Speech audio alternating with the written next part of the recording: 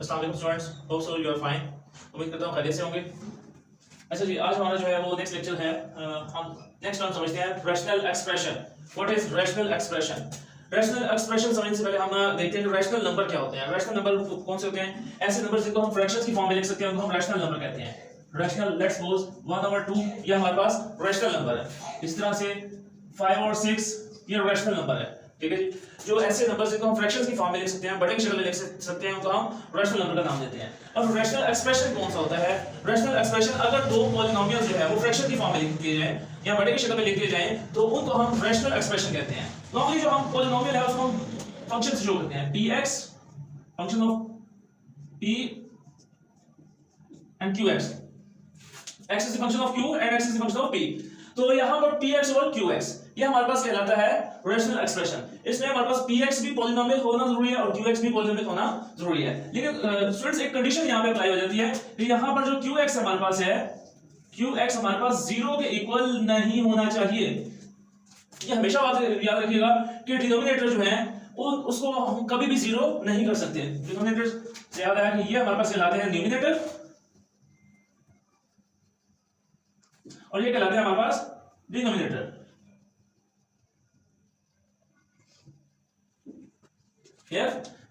ऊपर वाली टर्म जो हमारे पास न्यूमरेटर कहलाती है और नीचे वाली टर्म हमारे पास डिनोमिनेटर कहलाती है।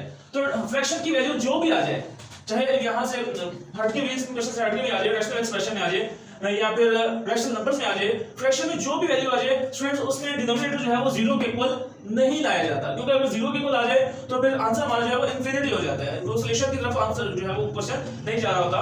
तो इसलिए जो 0 से अवॉइड किया जाता है कि डिनोमिनेटर में 0 ना आए। और रैशनल एक्सप्रेशन में भी स्पेशली कंडीशन लगाई गई है कि डिनोमिनेटर जो है हमारे पास जो qx है वो 0 के इक्वल नहीं होगा। ठीक है। अच्छा स्टूडेंट्स, एक मजेदार बात है कि हर पॉलिनोमियल जो होता है हमारे पास उसको हम रैशनल एक्सप्रेशन कह सकते हैं। जैसे हम हर नंबर को रैशनल नंबर कह सकते हैं। फॉर एग्जांपल कि हमारे पास 5 है तो 5 हमारे पास एक होल नंबर है तो इसको हम रैशनल नंबर भी कह सकते हैं, क्योंकि इसको हम 5/1 लिख सकते हैं।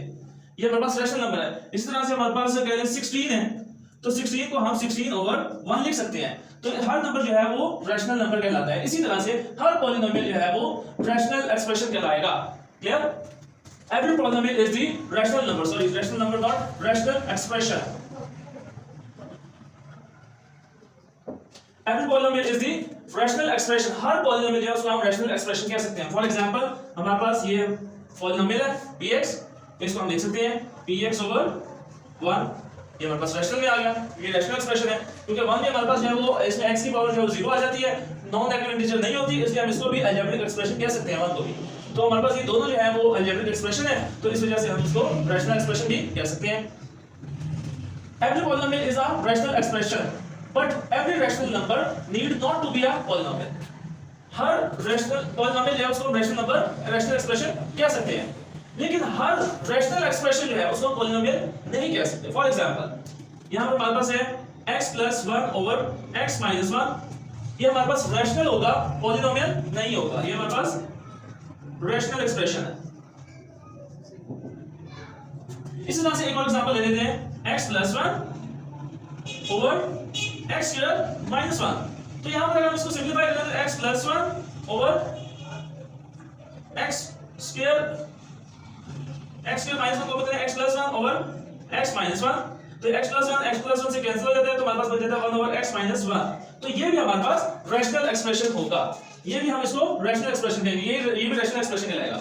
और अगर हम देखें इसको इन्वर्स कर दें x²-1/x+1, तो हमारे पास x+1/x-1/x+1। तो हमारे पास ये x+1 से कैंसिल, तो हमारे पास x-1 आंसर आ जाता है। तो ये हमारे पास ये पॉलिनोमियल कहलाएगा। रैशनल एक्सप्रेशन आ गया, पॉलिनोमियल आ गया। ठीक है, यहां पर कटिंग हो गई, ये सिंपल हमारे पास पॉलिनोमियल बच गया।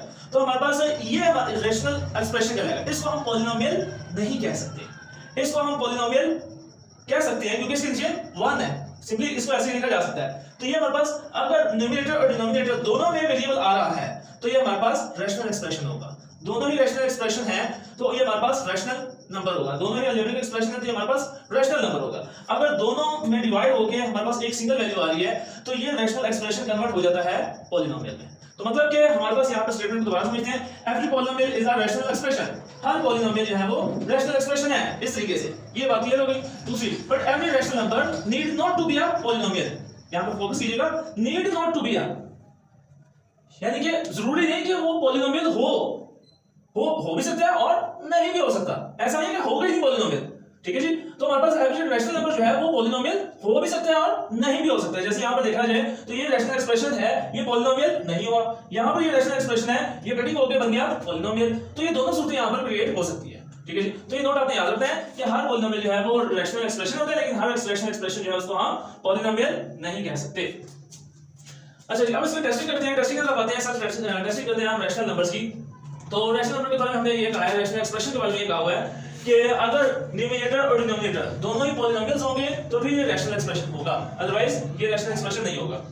हम देखते हैं यहाँ पर x की पावर जो है वो +1 है, माइनस में नहीं आ रही, तो ये ऊपर वाला जो है वो न्यूमरेटर, ये हमारे पास अलजेब्रिक एक्सप्रेशन है। डिनोमिनेटर भी देखें तो ये भी हमारे पास x की पावर 1 है, तो ये भी अलजेब्रिक एक्सप्रेशन है, लिहाजा ये एक रैशनल फ्रैक्शन होगा। यस, यहाँ यस में आंसर दे दें, रैशनल फ्रैक्शन। अच्छा, जब मैं यस और नो में लिखूंगा जिससे आपको अंदाजा हो जाएगा कि ये रैशनल एक्सप्रेशन है या नहीं है। तो यहाँ पर अगर हम देखें, यहाँ पे न्यूमरेटर जो है x पावर 1 है, ये पॉलिनोमियल है, और डिनोमिनेटर में देखा जाए तो x स्क्वायर x पावर 1, तो ये भी पॉलिनोमियल है। तो जब ये दोनों पॉलिनोमियल्स होंगे तो ये हमारे पास रैशनल एक्सप्रेशन होगा, ये भी यस में आंसर आएगा, it is also a rational expression. अब यहाँ पर देखते हैं जी, यहाँ पर x स्क्वायर है, x पावर 1 है, तो ये हमारे पास बन गया पॉलिनोमियल। और डिनोमिनेटर में देखते हैं x स्क्वायर x के रूट में आ गया, स्क्वायर रूट में आ गया, जब x स्क्वायर रूट में आ गया तो ये हमारे पास पॉलिनोमियल नहीं होगा, जब ये पॉलिनोमियल नहीं होगा तो ये रैशनल भी नहीं होगा, ये इरैशनल फ्रैक्शन बन जाएगी। तो इसको हम इरैशनल फ्रैक्शन का नाम देते हैं जी, यानी कि ये रैशनल नहीं होगा। अच्छा जी, यहाँ पे नेक्स्ट देखते हैं। अब दोबारा से वेरिएबल जो है ये स्क्वायर रूट में आ गया, जब दोबारा से वेरिएबल स्क्वायर रूट में आ गया तो यहाँ पर न्यूमरेटर ही जो हमारे पास पॉलिनोमियल नहीं है, पॉलिनोमियल न्यूमरेटर नहीं होगा तो डिनोमिनेटर पॉलिनोमियल हो या ना हो इससे हमें गर्ज नहीं होता, तो ये भी रैशनल एक्सप्रेशन नहीं होगा, ये भी हमारे पास इरैशनल होगा।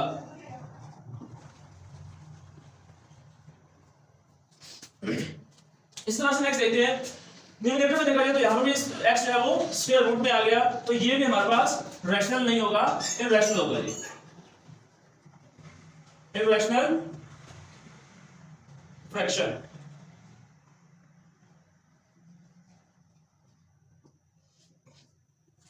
इस तरह से यहाँ पर देखा जाए तो न्यूमरेटर में x क्यूब है, x स्क्वायर है, और यहाँ पर नंबर जो है कांस्टेंट नंबर जो है वो उसमें स्क्वायर रूट आ रहा है, उसमें स्क्वायर रूट आ रहा है, वेरिएबल पर स्क्वायर रूट नहीं आ रहा। तो इसका मतलब अभी तक यहाँ ये जो है हमारे पास पॉलिनोमियल है, क्योंकि अगर ये वेरिएबल के ऊपर स्क्वायर रूट आ जाता तो फिर ये पॉलिनोमियल नहीं होना था, तो लिहाजा अभी तक ये पॉलिनोमियल है क्योंकि वेरिएबल के ऊपर जो है वो स्क्वायर रूट नहीं आया। इस तरह से डिनोमिनेटर में देखा जाए तो x की पावर 1 है, x पावर 2 है, तो ये भी पॉलिनोमियल है। जब ये दोनों पॉलिनोमियल्स होंगे तो ये रैशनल फ्रैक्शन होगी।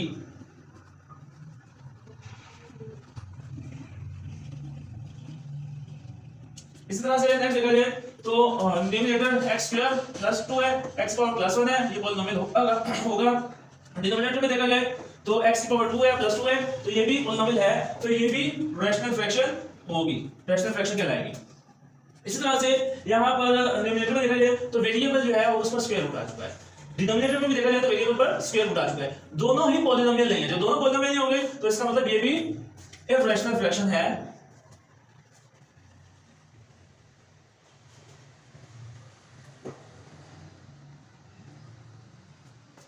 स्टूडेंट्स, आज के लेक्चर में हमने जो है वो रैशनल और इरैशनल एक्सप्रेशन के बारे में सीखा है कि रैशनल एक्सप्रेशन कौन से होंगे, ऐसे जो अलजेब्रिक एक्सप्रेशन जिसमें न्यूमरेटर और डिनोमिनेटर दोनों ही पॉलिनोमियल्स होंगे तो उसको हम रैशनल एक्सप्रेशन कह सकते हैं। जिनमें इन दोनों में से कोई एक भी जो पॉलिनोमियल ना हुआ तो हम उसको इरैशनल एक्सप्रेशन का नाम देंगे। तो उम्मीद है आपको जो वीडियो पसंद आई होगी, अगर आप समझ आई हो और मजीद आपको वीडियोस जो है उसका इंतजार हो तो आप सब्सक्राइब कर सकते हैं, चैनल को लाइक और शेयर कर सकते हैं ताकि दूसरे लोग भी इससे जो है वो इस्तेफादा हासिल करें, इससे फायदा उठाएं और सब कुछ है वो ये आसान मेथड जो है वो आपको समझा सके। Thank you very much.